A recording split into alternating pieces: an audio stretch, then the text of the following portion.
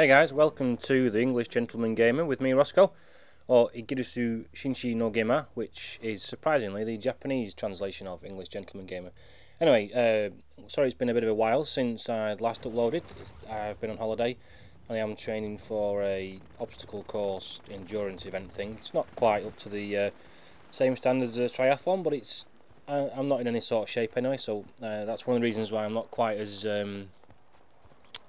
putting out as many videos as I would like at the moment. Anyway, there we go. In the background we've got some Bad Company 2. I can never remember. Is it called White Pass, this one? Apologies if it's not. I can't ever remember what this map is actually called. This is the route I do normally take, attacking this map. I do sometimes try and, if I spawn on the parachute thing close enough, will run down the mountain sides and come down right at the back of the map, but anyway, I won't reference it too much. I mean, I don't do particularly well or badly. Went 11 and 11. Nothing spectacular. We do take the first two sets of MCOMs quite quickly, 4 minutes, and it takes us 12 minutes to polish off the last two. It was only 5v5 or 6v6 or something, but like I say, I won't reference it too much. There's a few other things I wanted to bring up. The first thing I want to mention was like sort of my reaction, if you will, to Gamescom. I saw the latest video for Medal of Honor Warfighter, and I have to say it's got me intrigued. The first video I saw didn't really light my fire. I did try the beta, whatever you want to call it, for the rebooted Medal of Honor. Didn't quite get into it, to be honest. Well, this one's got me a bit more intrigued, I'll be honest. I'm not really inclined to buy Battlefield 4, to be dead straight with you. If I do buy it, I won't buy it until at least 6 months after it comes out, not because of the price, but more because of the bugs and patches and nerfs and all that stuff will be sorted out by then, hopefully. But Medal of Honor Warfighter looked quite good to me. The buddy system that they've shown off, I did wonder why someone on your team glowed. The buddy system, I suppose I don't know, from what I can gather, it is true to life that you work as you go into combat with a buddy. I'm not sure it enhances or detracts, for that matter, from a video game, to be honest. There's a bit in one of the videos I saw where one of the opponents glowed red. Apparently that's the guy who killed your buddy. Again, I'm not convinced that's going to make a big difference, other than making it easier for him to spot, which obviously isn't true in real life, so that kind of took a bit of a shine off it for me. But the maps look pretty good. They seem to have done pretty well with their Frostbite 2 engine. Looks sufficiently different to Battlefield, more's the point. And yeah, it's got me interested. I'm obviously going to reserve judgment till I try the beta out, probably, I don't know, September. But I mean, by that point we're also expecting Armoured Kill on Battlefield 3. And I would like to say, well, I wouldn't like to say, but my first reaction was, I'm not going to like this. I don't particularly enjoy Conquest. I don't think I've ever uploaded a Conquest match that I can remember. I do occasionally play it, especially if my friends are playing it. I'll go and join them and have a chinwag and stuff, and I won't not play it just because I don't like it. If I'm on my own, I won't normally choose Conquest. I do quite like Conquest Domination, which was another reason why I would normally have said Armoured Kill looks dull to me, but I also thought Close Quarters was going to be a pain in the backside, and turned out I quite enjoyed it. I've certainly enjoyed Conquest Domination. That's been quite good fun. I've not really got into the hang of the Gunmaster mode. I never really. My time online is quite limited, and I wasn't really that bothered about winning a Gunmaster mode, to be honest. I know it's one of the unlocks requires you to come in the top 5. I will probably persist a few games till I do come in the top 5, but I can't say I enjoy it a great deal. And overall, I still prefer Bad Company 2, truth be told. But no, the Armoured Kill, again, because I am a premium Battlefield 3 premium player, I'll get it anyway. So there's that. The new video came out for that, but I can't say I'm counting down the days till it comes out. When it comes out, I'll download it and play it and post some footage. But I'm not really that highly excited. I saw the new what's it called now? What's that racing one called now? Need for Speed game, that was it. Need for Speed Most Wanted, which is actually a title off the PS2 that I owned and played and really enjoyed. But it's been rebooted by Criterion, who make Burnout games, so it's basically a Burnout game with a different label on it. Again, graphics look very good, but doesn't light my fire at all. I do like me driving games. I'm excited about Race Driver Grid 2. I do seem to remember it being quite a long way away though. I'm not really into the rallying stuff that Codemasters have done, but the Race Driver game, Race Driver Grid, I did enjoy. I'm probably planning on getting Gran Turismo 5 at some point. If I ever see it for a tenner or whatever, then I'll definitely pick it up. And what else did we see at Gamescom? There was obviously Black Ops 2. And again, you know, I don't massively enjoy Modern Warfare 3. I certainly hated Modern Warfare 2. Black Ops, I'll be honest, I never actually give it a fair crack of the whip. I played it on PC and it never played particularly well. So I thought it was a pile of turd, to tell you the truth. Modern Warfare 1, or Call of Duty 4 as it was called, I thought that was great. World at War I thought was great, in a different way. It didn't take itself quite as seriously, I didn't feel, as Modern Warfare 1. Modern Warfare 2 on the PC was full of hackers, in my experience, and on the PS3 was jerky as anything. Modern Warfare 3 is a bit better. I think out of, say I've done 12, 15 games on there, and half of them have been laggy as buggery, and it's like elastic banding everywhere, and you know, you can't buy a kill.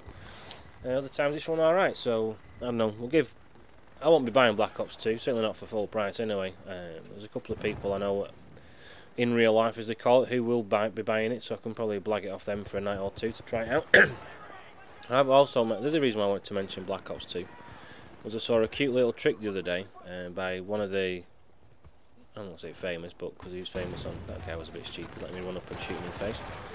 Some guy who's got a fair few followers on YouTube has started posting videos. They're called Not Black Ops 2, and then the title of the video. So obviously you type in Black Ops 2 into your YouTube search box and it's going to pull up one of his videos. So that was quite a cute trick, to be honest. Obviously, you know, the game's not even out yet, or even, I mean, Activision don't release betas for their games. You might get a free demo a couple of months before the next game comes out. That's about as good as it gets from what I can remember. But I thought it was quite a cute trick, that, putting Not Black Ops 2 on it. And there's obviously quite a few trailer analysis videos and all that sort of carry on. But yeah, putting Not Black Ops 2 in the title was quite a cute trick, I thought. Not that I'm going to copy it, because I don't really post Call of Duty games. I've put a couple of videos up. I still find the one on the Wii, it would be entertaining if there was anyone actually on it. I mean, last time I went on it, there was about 6 of us all together playing on the Wii. It is an old game, so, and as we were so far spread out, the lag made it virtually unplayable. But anyway, that's another story. What else? There's a little thing I wanted to make a point about the loadout section on Battlelog. If you are a Battlefield 3 player and you haven't gone to Battlelog, the online service, you should do. It's definitely worth a look. You know, there's not much that makes it spectacular over and above things like BF2 stats or Statverse, I can't remember what it was called, that track your gun stats and kills and stuff like that. But the loadout thing is quite a cute little idea. Obviously, as the name implies, you can fiddle with your loadouts, and then once you go turn on your PS3, it's there waiting for you.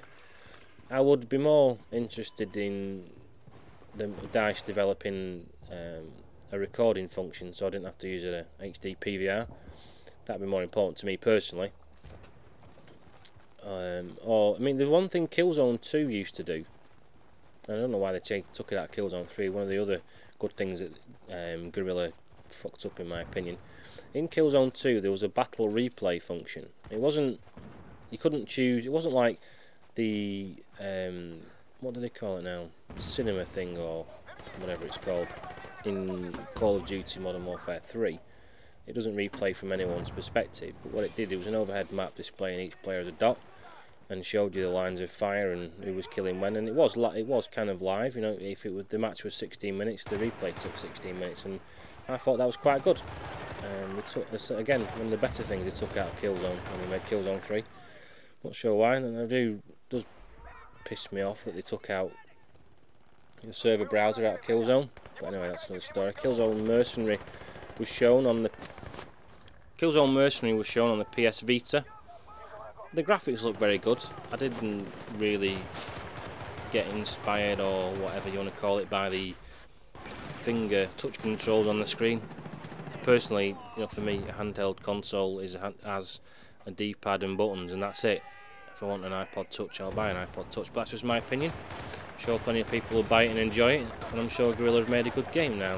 I'm personally more interested to see whether Killzone 4 comes out on the PS3, but time will tell. One of the other games that I thought looked really good at Gamescom, or not necessarily Gamescom, but there and before that, was Dishonored. Sort of stealth basically, a stealth action game. It struck me as being along the lines of Saboteur or Assassin's Creed, any of those games. It's a big sandbox environment, and you can pretty much go where you want, and there are objectives which you can tackle in any way you feel appropriate, if you will. So that's the one game that's got me, on paper at least, even remotely excited. It's the only one I'm contemplating buying this year. I'd like to think I'll enjoy Medal of Honor Warfighter, but I didn't massively enjoy the beta last time for the first one. So time will tell. I'm excited to see what Respawn do. It's a team that basically made Call of Duty 4, which, I don't know anyone who's got a bad word to say about that game, to tell you the truth. I wasn't massively impressed with Modern Warfare 2. It was hacked to buggery on the PC.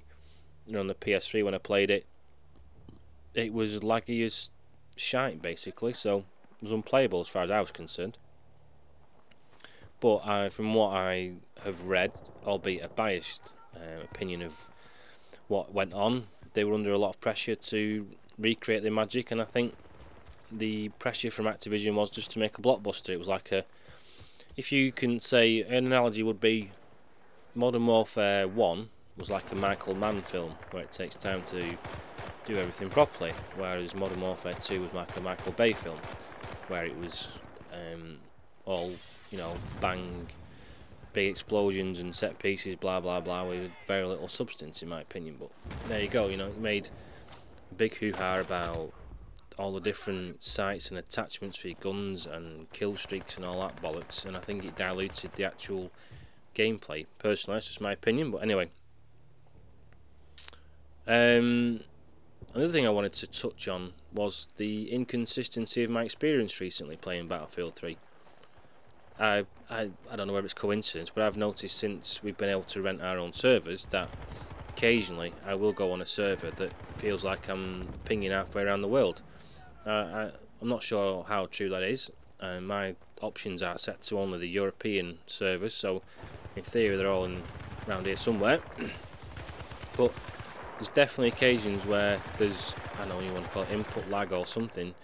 It's not as sharp as it has been in the past. Now I've got to say, give credit to Treyarch and Infinity Ward. Their games do, my character on screen does what I want him to do. Now whether or not the bullet I fire hits the person I'm aiming at, that's a different question, but at least it responds to what I do on the joystick. The same can't be said for Battlefield at the moment. I was on a server last night playing Carg Island, a map I don't seem to be able to get away from these days. Anyway, there was one stage attacking the second set of MCOMs, where on 3 straight occasions, one after the other, I saw the guy coming first. I brought my gun up before him. I definitely started shooting before him, and yet he managed to kill me. And the thing that really rubbed salt in the wound was that at each time, him or her had 1% health remaining. At times it feels like I can't even buy a kill, even if I want to throw money at the server. I won't be able to buy a kill. I don't know, I might be talking crap, I might be talking at my arsehole, I don't know. It's just my experience that I'll get on the occasional server somewhere and, absolutely, no matter how hard I try, even with a sniper rifle and the guy's sitting right there, I don't even seem to be able to hit them, I don't know. It's not as consistently enjoyable as Bad Company 2 is. I mean, I was going to say as Bad Company 2 was, but to be honest, it's still fun when I go on it. There might not be as many players, on each team, but it's still more fun. So if you get 6 or more on each side, then it's a good laugh. The same can be said for Vietnam. I thought the Vietnam expansion was fantastic. I'd love to see an expansion.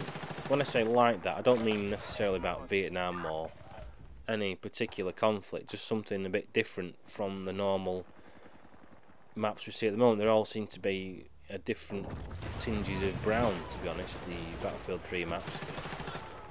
I know the close quarters ones, some of them like that Zebra Tower looks quite pretty.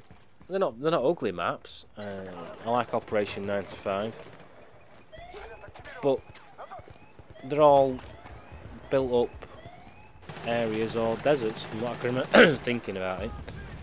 I'd like to see something. The armoured kill maps do look nice, snow-covered ones and very open and such like.